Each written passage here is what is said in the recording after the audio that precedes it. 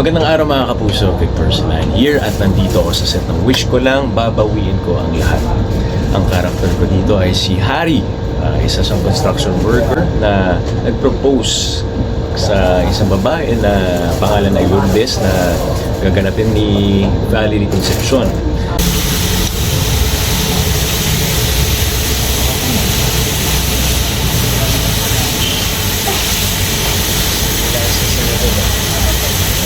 Ngunit magkaka-aksidente ito kaya si Harry ang pumunta sa isa pang babae na gaganapin ni Faye Lorenzo.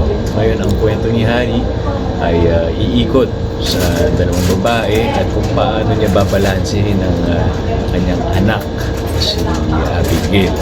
Kaya abangan at panoorin ito dahil maraming leksyon ang matutunan.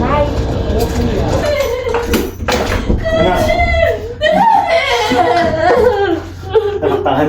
Ligtas ka na. Okay. Ligtas ka. Sumasobra ka na! Mga kapuso, Victor Silan here inviting you all to watch Wish Ko Lang on Sunday. Babawiin ko ang lahat.